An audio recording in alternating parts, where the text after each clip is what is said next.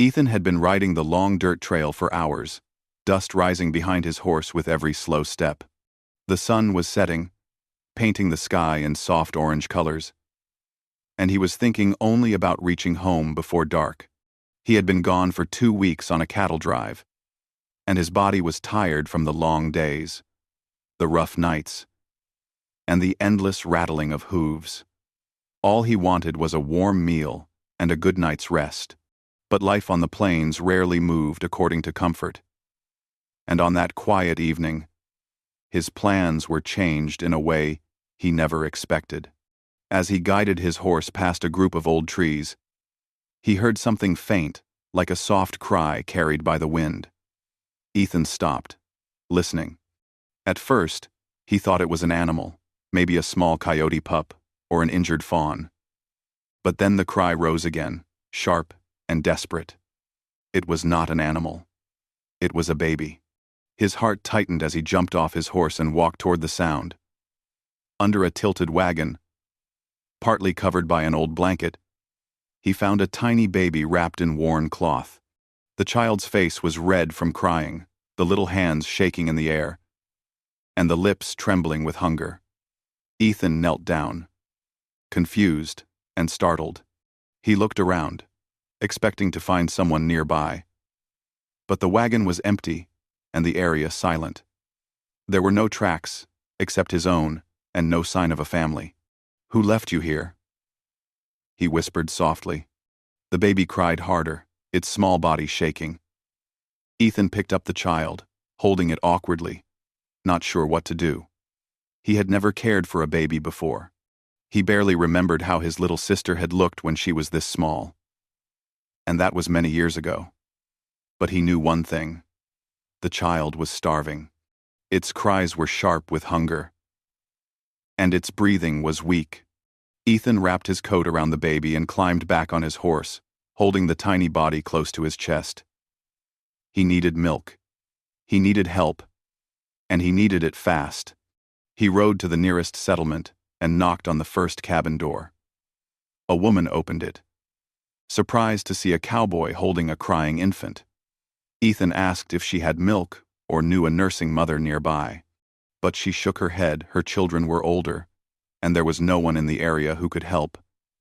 He tried another house, then another, but each time, he received the same answer. People offered warm cloth or clean water, but no one had milk for a child this young. The baby's cries grew weaker, and Ethan felt panic rising in his chest. He had never felt so helpless. He looked down at the small face pressed against his shirt and knew the child would not make it through the night without real help. He needed someone who knew how to care for a baby. He needed someone who would understand. Then he remembered the Apache camp near the river. Relations between settlers and the Apache had been tense in past years, but recently, things had settled down. They traded occasionally, passed each other on trails without trouble, and lived in quiet distance. Ethan had never visited the camp himself, but he had heard there were women there known for healing, herbs, and child care. He hesitated for a moment. A cowboy riding into an Apache camp with no warning might look like trouble. But the baby in his arms made the decision for him. He turned his horse toward the river and rode as fast as he could. By the time he reached the edge of the Apache camp, darkness was settling in. Fires were burning, and a few silhouettes stood guard. The warriors stiffened when they saw him approaching. Ethan raised both hands in the air, showing he meant no harm, and called out that he only needed help for a baby. The guards exchanged looks, unsure whether to allow him closer. Then a soft voice spoke behind them. A young Apache woman stepped forward. She had long braided hair, warm brown eyes, and a calm presence that made Ethan feel he could breathe again. She looked at the baby in his arms, then at his worried face. "What happened to the child?" she asked gently. "I found him alone," Ethan replied. "He's starving. I don't know what to do. I've tried every house from here to the settlement. Please, I just need milk. Anything." The woman stepped closer, her movements slow and careful. She touched the baby's forehead, then lifted the child into her arms with natural ease. The baby quieted almost instantly, clinging to her clothing as if recognizing safety. "My name is Nayeli," she said. "This baby needs feeding, warmth, and care. He is very weak." Ethan nodded, swallowing his worry. He felt a strange mix of relief and gratitude wash over him as he watched her. She held the child like she had done this many times before, her face full of focus and compassion. Nayeli spoke softly with the elders nearby, and after a moment, they nodded. She turned back to Ethan. "I will care for the baby," she said. "You may stay near the fire. I will bring him back when he is calm." Ethan watched her walk away with the child, moving through the camp with gentle steps.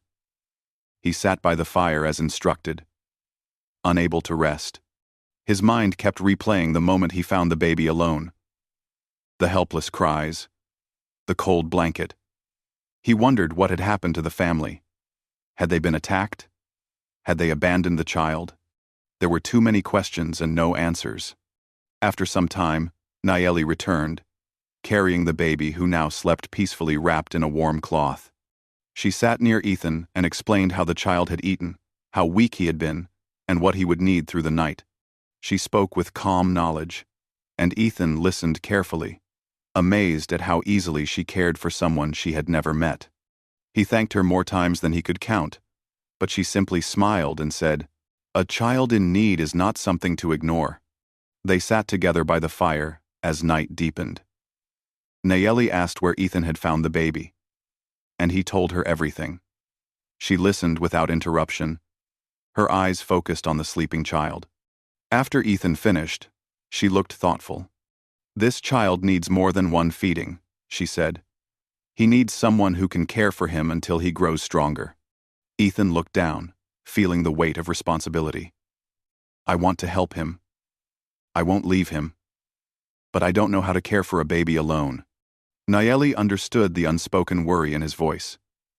She gently adjusted the blanket around the child and said, "For tonight, you and the baby will stay near our camp. I will help you." Ethan felt relieved in a way he had not expected. As he watched Nayeli hold the baby, something warm settled in his chest. It was not love. Not yet. It was respect, gratitude, and a strange sense of trust toward a woman he had known for only an hour. Through the night, Ethan stayed awake with Nayeli as she fed the baby, checked his temperature, and kept him warm. Between caring for the child, they talked softly. Ethan shared how lonely his ranch had become since his parents passed away. Nayeli shared how she always wished to raise a child, but feared she never would. Their words were simple, but something deeper stirred in the space between them. When dawn arrived, the baby stirred and cried softly. Ethan reached for him, but when Nayeli lifted the child, he immediately grew quiet in her arms. Ethan noticed this, and the sight touched his heart more deeply than he expected. "You're good with him," Ethan said quietly. Nayeli smiled, a soft, warm smile. "He trusts who holds him gently." Ethan knew then more than anything that he needed her help. Not for himself, but for the small life depending on him. And as the sun rose, he felt something begin that neither of them yet understood. A bond formed not out of romance, but out of shared care, kindness, and the simple act of saving a child who had no one else. The morning after Ethan spent the night near the Apache camp, he woke up earlier than usual, feeling the cool breeze of dawn on his face. His body was tired, but his mind was clear. The first thing he saw was Nayeli sitting close by, holding the baby as the child slowly woke in her arms. The baby stretched tiny fingers toward her braid and let out a soft sound, not a cry but a peaceful murmur.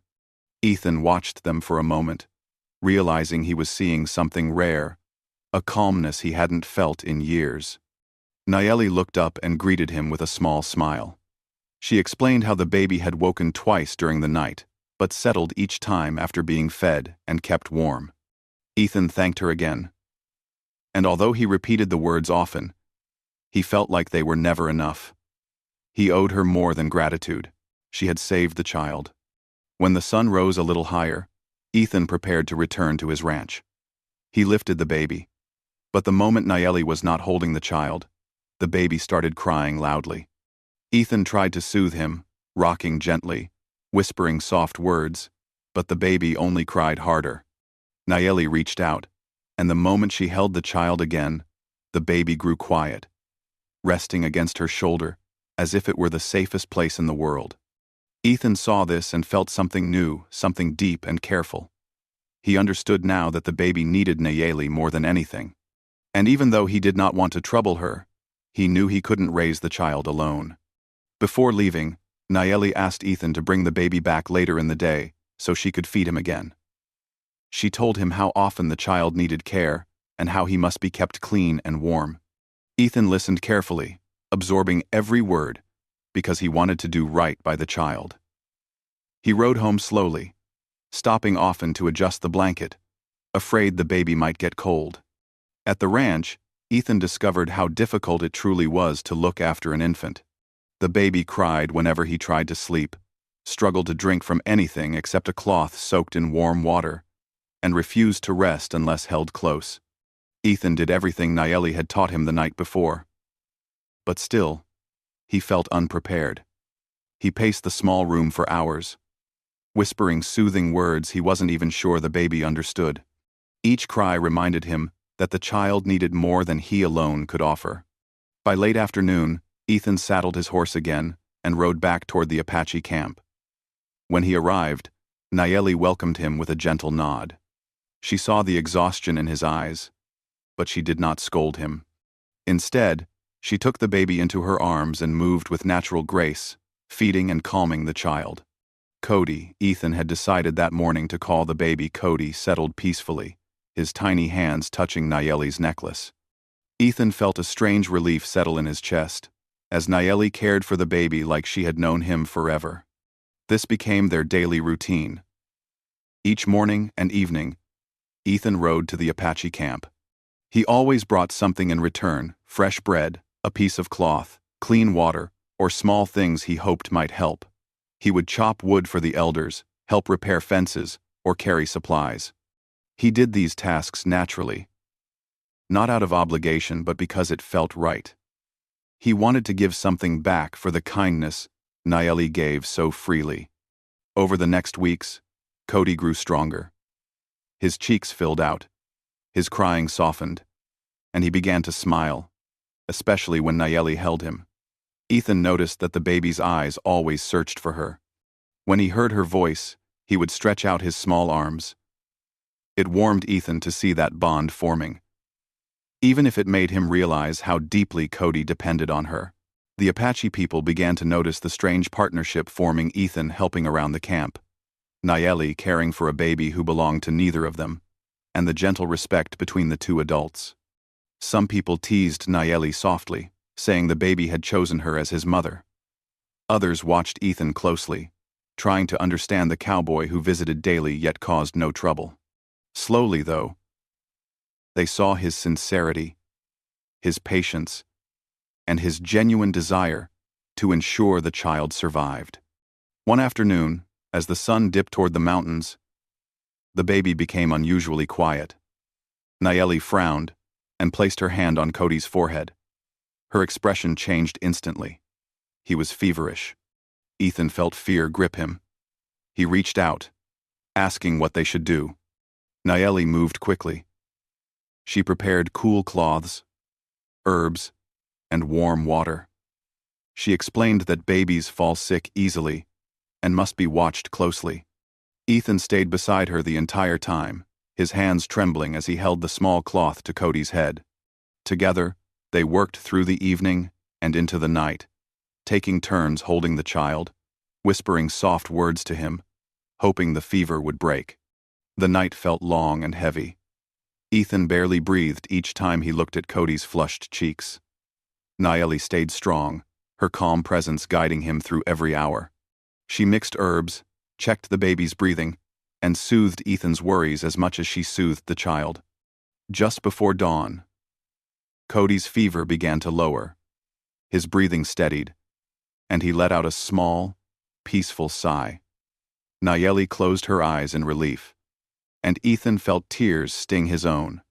He hadn't cried in years, but the fear of losing the little life he had found broke something inside him. "You saved him," Ethan whispered. Nayeli shook her head gently. Ethan looked at her then, really looked at her. In the soft morning light, she seemed stronger than the sunrise itself, steady, warm, and full of quiet strength. He took a breath, feeling like something heavy inside him had shifted. "I can't do this without you," he admitted quietly. "Cody, he needs you. And I do too. Not for myself alone, but for his sake." Nayeli looked down at the sleeping baby. Her eyes filled with a softness Ethan had seen in her many times but never fully understood. She had wanted to raise a child for so long, and now this small baby had given her that chance. "I worry about your world," she said softly. "A cowboy and an Apache woman. People may not understand." Ethan nodded. He had thought about it too, but he had also realized something. The world outside didn't matter as much as the world the three of them could build together. "I'll protect your dignity," he said. "I'll respect your people. And at my ranch, you will have a place where no one looks down on you. You would be honored there." Nayeli looked at him for a long moment, as if weighing every word he said. Then she slowly nodded. Cody stirred in her arms, and she pressed her cheek gently to his forehead, whispering something soft in her language. Perhaps it was a prayer. Perhaps it was a promise. When Nayeli finally agreed to come with Ethan to his ranch, the elders discussed it carefully. They had watched Ethan for weeks and seen his honesty. They saw Nayeli's bond with the baby and understood her wish to raise him. In the end, they gave their blessing, trusting that Ethan would treat her with respect. A few days later, Nayeli packed her few belongings and carried Cody carefully as Ethan helped her onto his horse. They rode slowly toward the ranch, the morning sun warm on their backs. When they arrived, Ethan showed her the small room he had prepared: clean blankets, a little wooden cradle he had carved by hand, and a warm corner near the fire. Nayeli smiled at the sight, touched by the care he had taken. Settling into life together was natural. Ethan tended to the animals, Nayeli cared for the baby, and they shared meals, laughter, and soft conversations. In the evenings, they sometimes sat on the porch together, Cody resting between them, watching the sky turn bright with stars. They didn't speak of the future yet. They didn't need to. Everything was unfolding in its own gentle time. One afternoon, Cody laughed for the first time, a sweet, clear sound that filled the house. Ethan and Nayeli both froze, looked at each other, and then smiled wide. It felt like a small piece of happiness placed gently into their hands. Ethan knew then, deep in his heart, that he had not only found a baby who needed him, he had found a woman whose presence made his lonely ranch feel like a true home. Nayeli had become the mother Cody needed, and without even realizing it, she had become the calm, steady companion Ethan had longed for, but never dared hope to find. Their story didn't rush into romance or promises. It grew slowly, like a warm fire that never went out. And in that simple, peaceful life, the cowboy, the Apache woman, and the baby began a quiet, strong family built not from blood, but from kindness, trust, and the courage to care for one another.